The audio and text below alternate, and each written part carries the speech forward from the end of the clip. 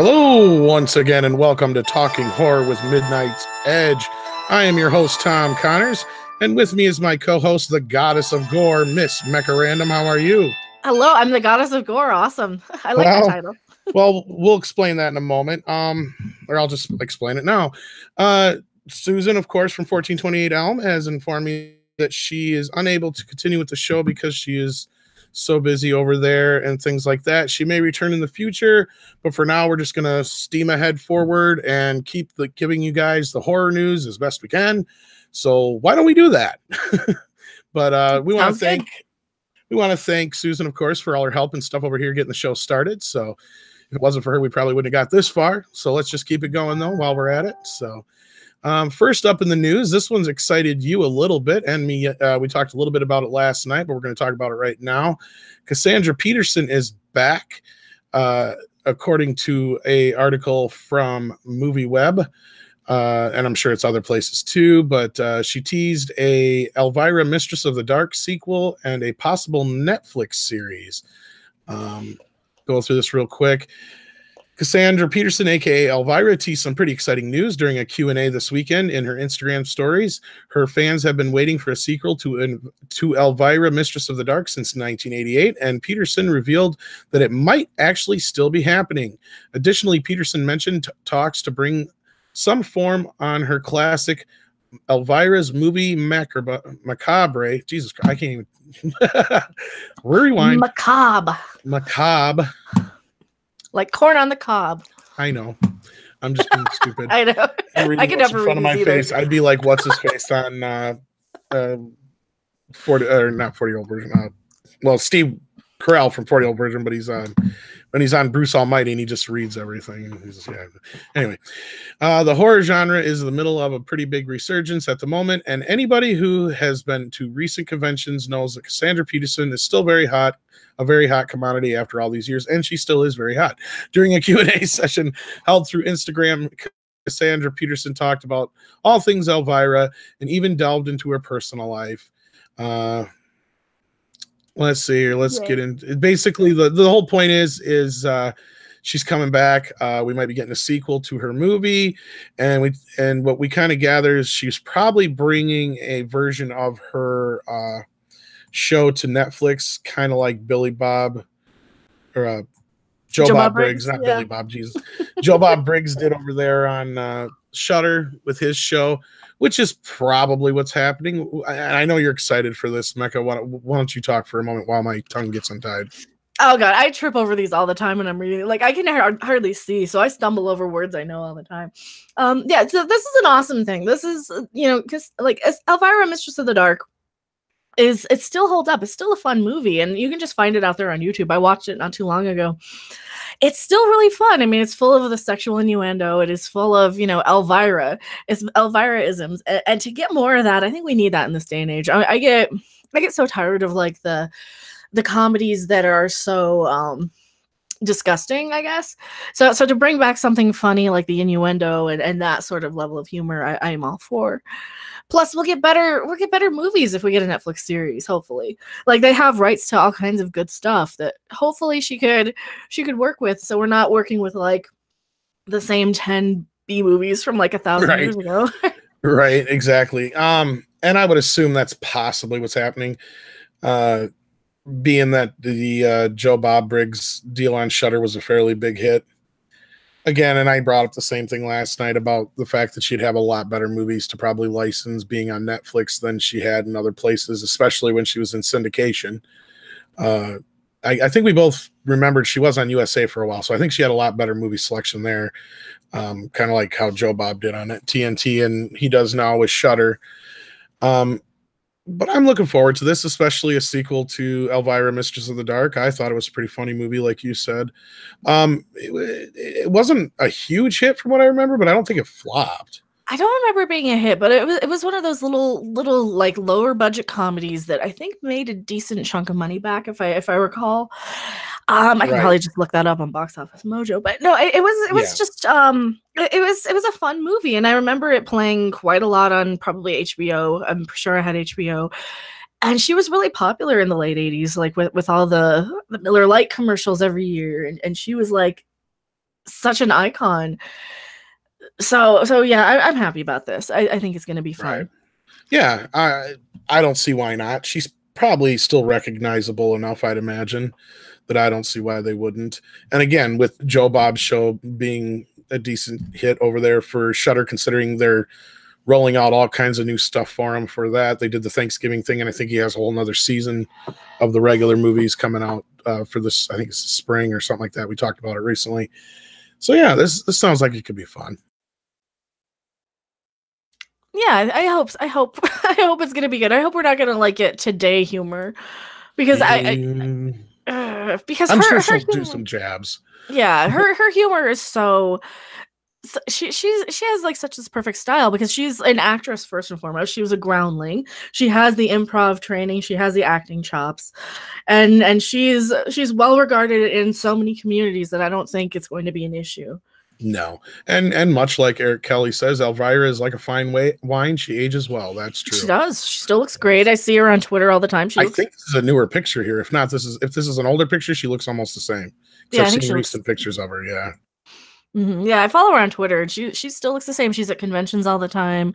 She's got merch lines, so she is a brand, and she's working her brand, and she's like an amazing role model too. Yeah, yeah. Well, you go, Elvira. Hopefully, we get to see your show sooner than later, and hopefully, we get a movie sooner than later. That might be something Netflix might pick up. You never know. Kind of like with Pee Wee, and I think they even released the Cheech and Chong cartoon too originally. Oh wow! So there's kind of a synergy there in a way.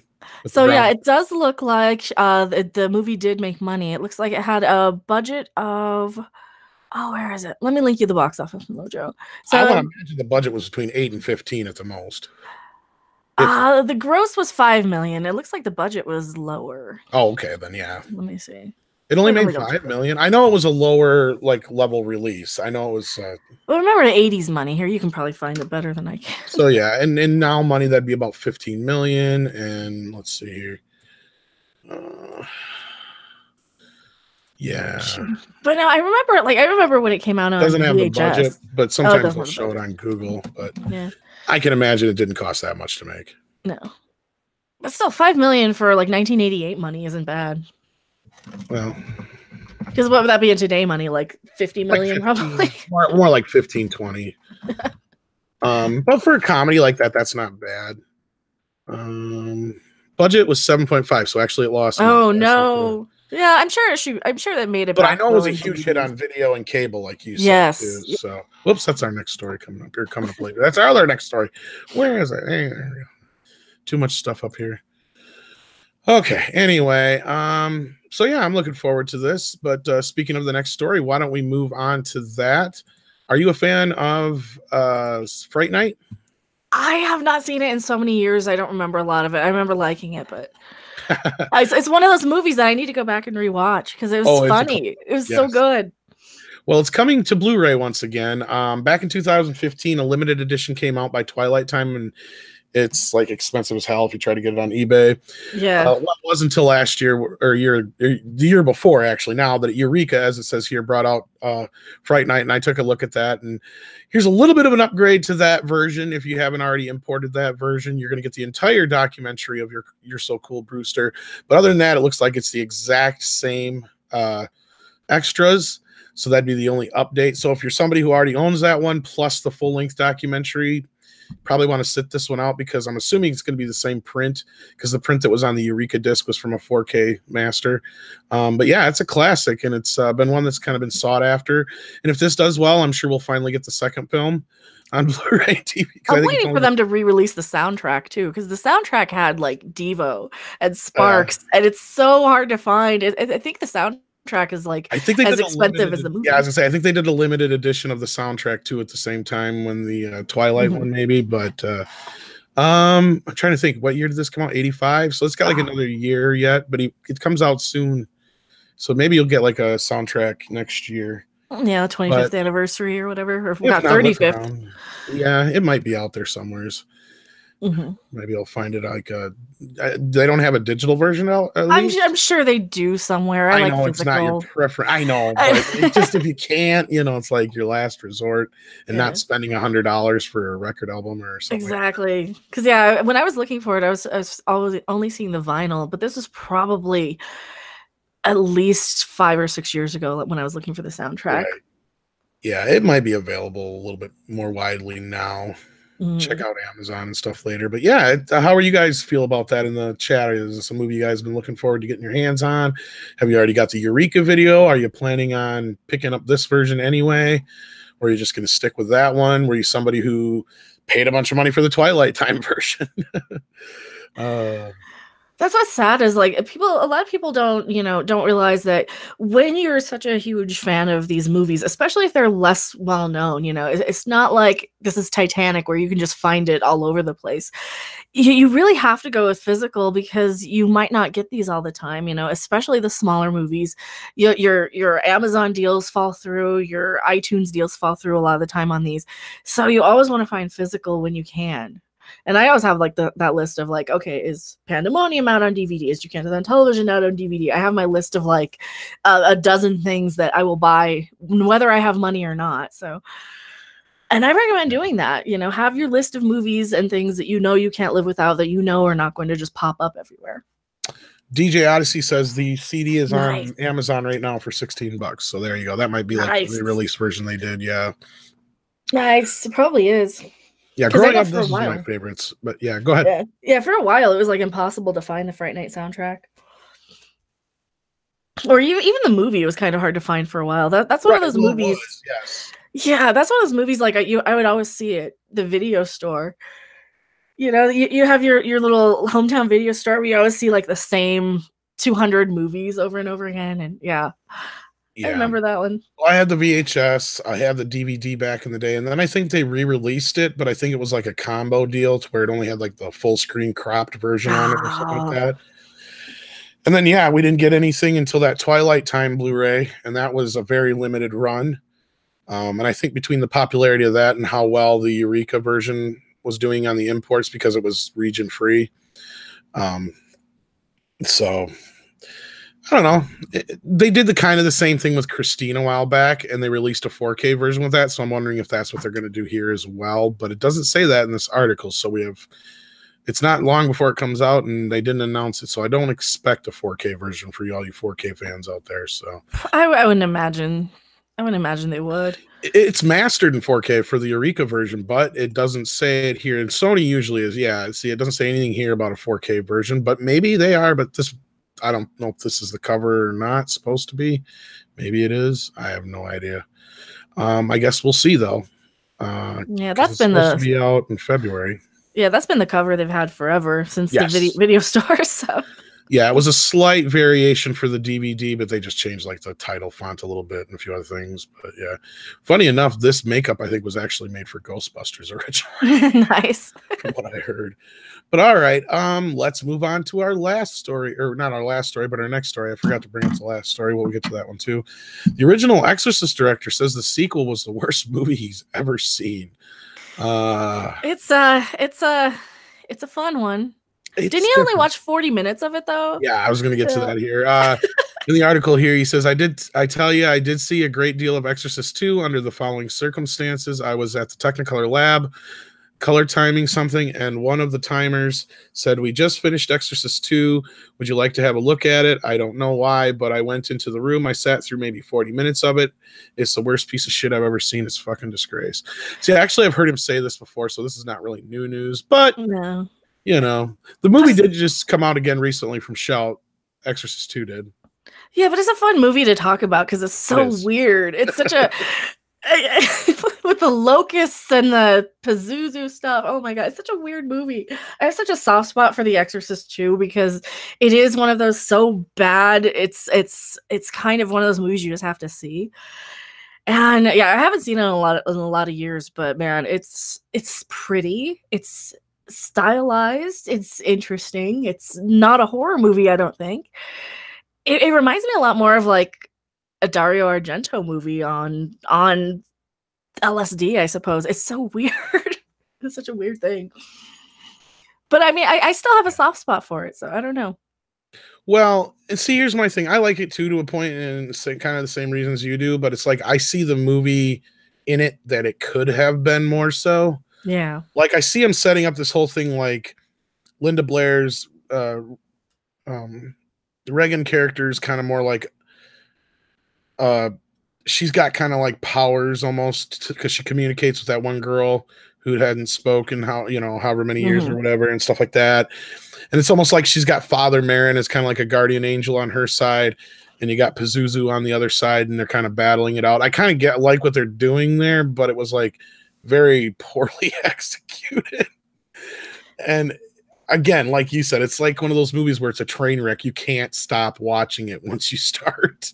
Yeah. And again, like I said, it was just recently brought out by Shout Factory in a 2-disc special edition, actually, with the old video version and the original theatrical version on it. Because when it came to video, Borman edited out like a few minutes of it, I guess, because he thought that would make it better. I mean, it couldn't hurt, but no, it's such a cool movie, though. I don't know. It's one of those movies you kind of have to see it to believe it, you know? Because if you were to say, okay, The Exorcist is this cool movie where you've got this little girl who's possessed, and then people are like, okay, that sounds awesome, I'm gonna watch it, and then you try and describe the sequel. How do you describe the sequel to them? Well, there's locusts, there's James Earl Jones in a mask. But he's not Darth Vader, and he's like in Africa, and it's such a trip to try and describe.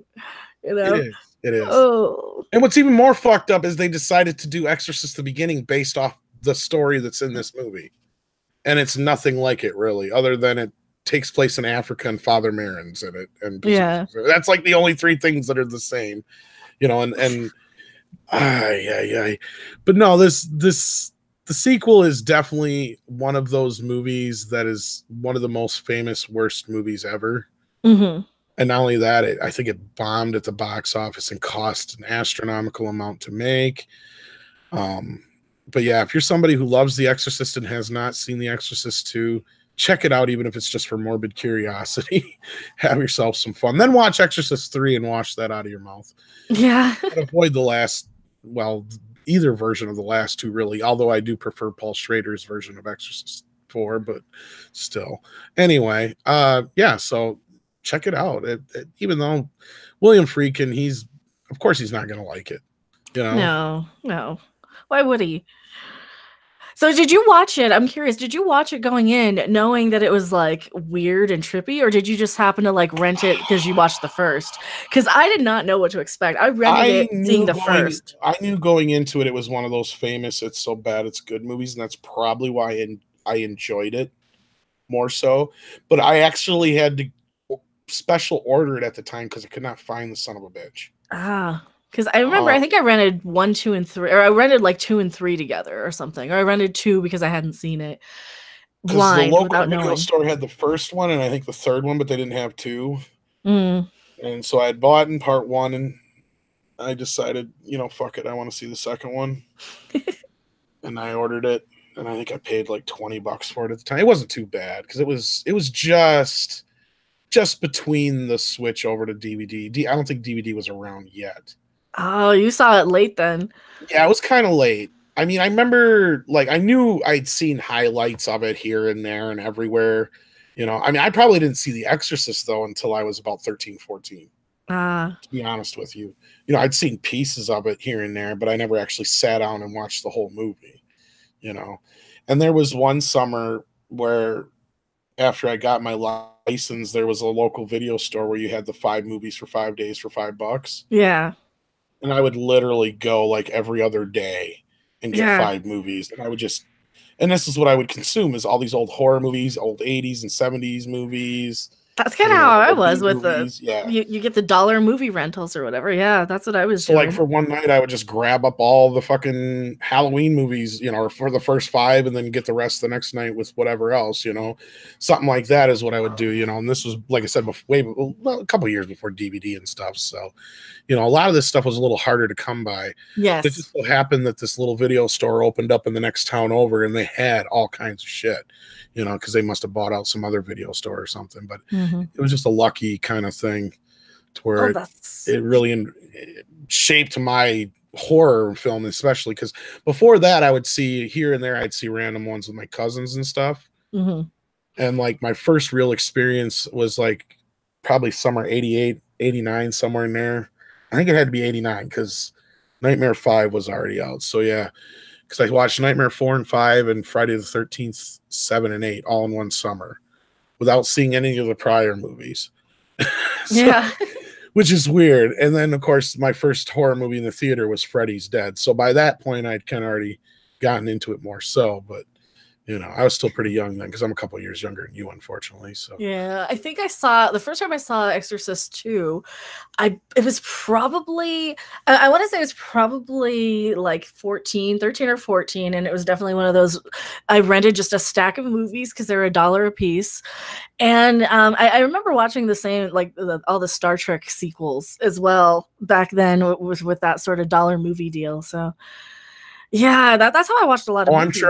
I'm sure I rented all those at one time too. Yeah, I was watching just a lot of stuff because you could rent them so much cheaper than, you know, getting cable. I think we just had basic cable, so you know, you rent. Oh yeah, where I lived, it was real basic cable. Like we literally had, until I was like probably almost out of high school, we only had like 13 channels, and a lot of those were doubles of networks. Like we had 2 CBSs and 2, Wow. you know what I mean? It's like, so yeah. But no, yeah, that's what we would do too, you know, and we'd never keep them for the 5 days because we'd watch them all within a day or two. But it was a lot cheaper to do that than renting like some of the newer ones sometimes, because then you'd spend $3, $4, $5 just on one new movie. Yeah, that's true. And well, the new movies, by the time like the 90s were rolling around, I was so not into the 90s movies because horror was pretty much dead or dying. But by the time like New Nightmare came out, I was kind of done with horror. But I was going back and watching all the old stuff because the new horror was just not interesting to me as much. So, but I mean, luckily there was just, you know, decades of good stuff like Evil Dead and The Exorcist, and then the older Nightmare on Elm Street and the Halloween movies, and and that was where I first saw all those movies too. Was that around that time period, all the Evil Dead movies and stuff. I had seen Army of Darkness first, actually. I will admit that. I think I did too. I probably saw Army of Darkness first. I didn't know there was a sequel until years later when I saw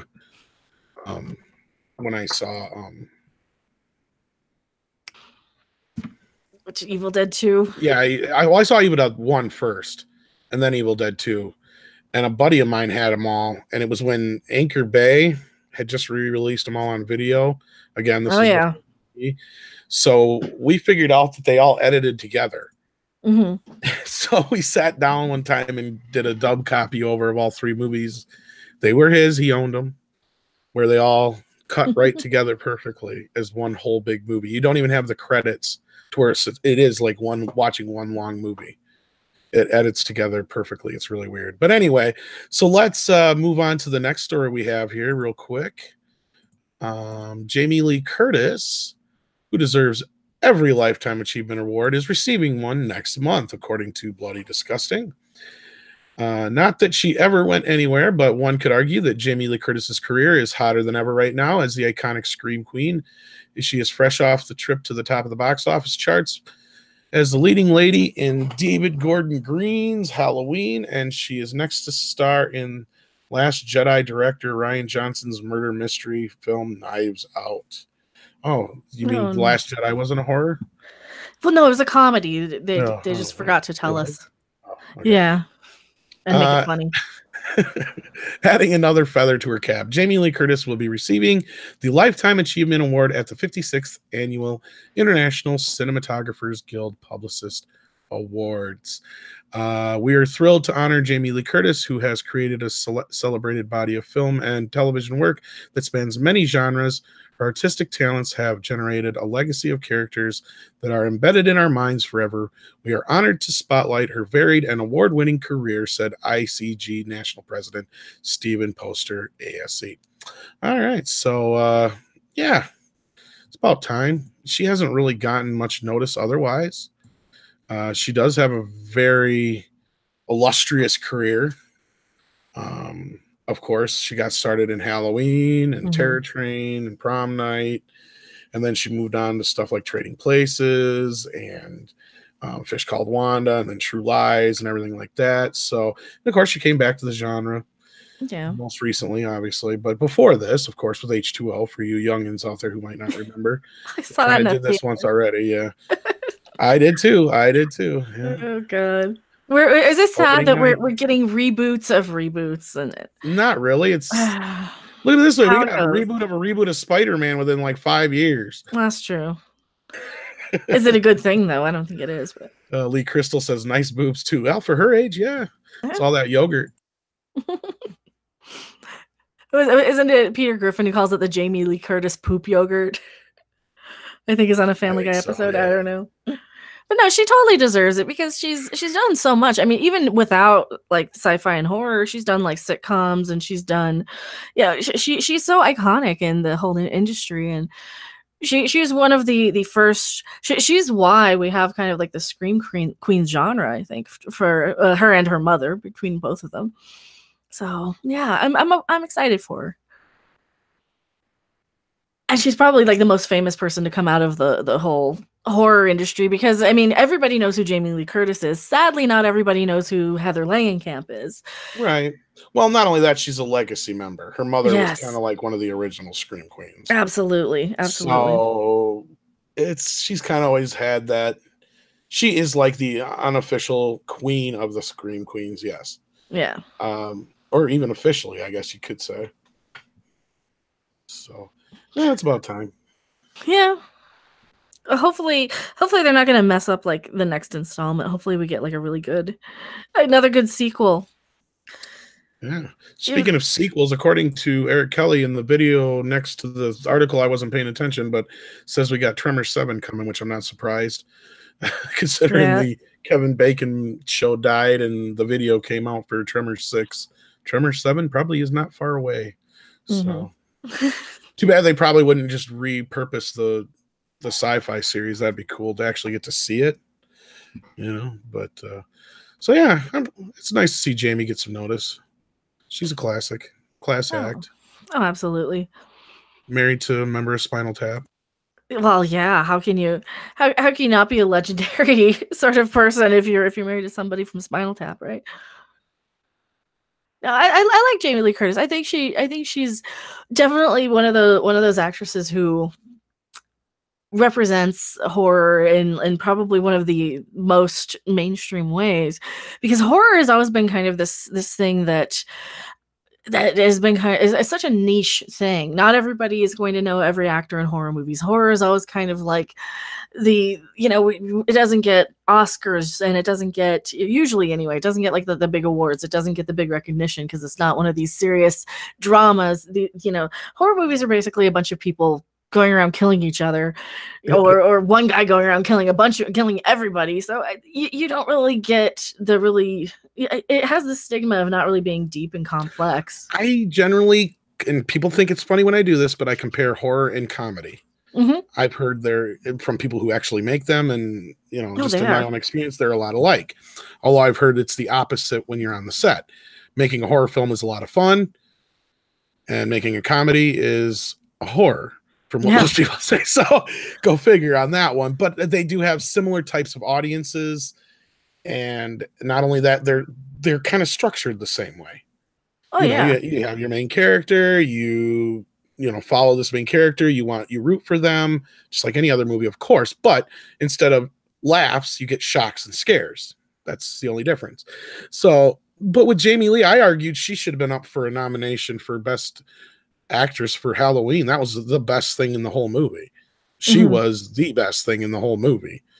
I mean, hands down. Oh yeah, she was carrying the movie, like, because she's playing this, they've developed her over the years as now she's this, not only mother but grandmother, PTSD survivor, kind of almost radical, almost a crazy person level with the levels of security and the house that she's got in this in the Halloween sequels. I don't want to get it too much into spoilers, but man, it's an interesting thing. And had this been like a drama, where had it been 40 years ago the movie was she was raped or something, and then she came back to take justice on the guy, it would have probably gotten her an award. It probably And I would have gotten her, like, actually, an I Oscar. wish the movie would have ended the way I said. And it's been out long enough, and I think it's out on digital now. We got only 47 people listening. So if they haven't seen it yet, then I'm sorry, but spoilers. I think at the end, she should have realized that Mike don't give a fuck about her. Yeah. And then she loses it that way and goes after him instead of the whole convoluted doctor thing dragging him to her house and all that shit. Yeah. I think it should have definitely turned into a motive where she realized, oh, Mike don't give a fuck about me. All these years I've been waiting for him and he ain't coming for me. He don't care. He's just going after babysitters. Well, I guess I got to go after him then, you know, because she was just at that point with her where everybody's like, either is she nuts or is she telling the truth? Well, you know, that to me would be the logical turn for her character. And that would have just been like this kick-ass third act. But, you know, the third act was still the best part of the movie, but how we got there was the convoluted part I didn't like of the movie. The big kind of, really, you had to do that? Because on top of that, the rest of the movie is basically just Halloween 2 Ray Do. So yeah. And if they had an ending like that, I think that would have really, really made Michael Myers even scarier. Because, you know, exactly, they're almost humanizing him too much by making it seem like he does care about her and like he wants to go after her. Because that's what I said. Well, yeah, I was just going to say that my big thing, the movie made the biggest mistake was not convincing me that she didn't have to be the sister. Yeah. Because that movie she could have still been his sister. It didn't matter. Exactly. And it actually would have made more sense with the ending. But anyway, sorry, I didn't mean to interrupt you there. Oh, no. I totally forgot what I was saying too. But no, I think, yeah, absolutely. They could have done so many really super deep, dramatic things with these movies. Like, and that's kind of one of my complaints about modern horror and just horror in general, is that it's still kind of treated like it's just a horror movie. We don't have to go for like something deep and something heavy and something complex. We can just give a lot of stupid kills and a lot of gore and a lot of whatever. And it's kind of disappointing that a lot of horror movies kind of are like that. I mean, we get exceptions, of course, but right. And Byron Dunbar agrees. Laurie's arc should have been realizing Michael doesn't care about her, and by preparing him, she ruined her and by prepping for him, she ruined preparing. No, I was right. For preparing for him, she ruined his life, ruined the life of daughter and granddaughter for. I cannot read today. Fuck. I need Rob. Jesus. And as I said, yeah, that would have been great because then at the end she realized that, but then again, she's the only one who's equipped to go after him, turning her into the Dr. Loomis, basically. Because at that point, the cops aren't equipped, you know, and they don't know what the fuck they're dealing with. She does. Yeah. And that's another, they kind of weakened Michael's character a little by humanizing him too much, I think. Once again, yeah. And I thought that was the whole reason for cutting everything out except for part 2 was to just make him the scary babysitter stalker again. Mm-hmm. Yeah. Just sometimes in retrospect, you know, I wish we could just like go back in time and just redo these movies so that they're better. And really, it's just those little minor moments that I wish I could get a hold of the guys who made it. I can't remember his name now. We just said it. It's in the article. David Gordon Green and the guy from Eastbound and Down. I forgot his name now. Yeah. Danny McBride. That's it. Danny McBride. I wish I could just tell them, no, do this. And if they understood what I was saying, and then that would totally make sense for them to do what they were doing. And you could have got rid of that stupid doctor character too, or at least just had him be a regular stupid doctor, you know, who's just out to write a book. Who cares or whatever, you know, you didn't have to make him this. It was just such a stupid moment in the movie. Yeah. It was going fairly well to that point. You know, because to me, the only thing other than that was I didn't care for Laurie's granddaughter. The other babysitter was more interesting. Exactly. With the little kid. Like K-Mation says in the chat, I love the little boy in that movie who was funny. Yeah, where was their movie? Where was their movie? That babysitter and that little kid. That should have been her granddaughter, and that should have been the whole thing. Is she realizes, oh, she's going after my granddaughter, but oh, it's not because it's my granddaughter, it's because she's the babysitter. Mm-hmm. Just like he don't give a fuck about me, because you could have had a moment where she's like Michael, and he just looks at her and just keeps walking because he don't give a fuck about her. She's not. He looks at her, tilts his head, and then keeps walking. Yeah, because he doesn't care anymore because she's grown up and an adult and blah blah blah. You know, she's not as long as she's not in his way. He don't care.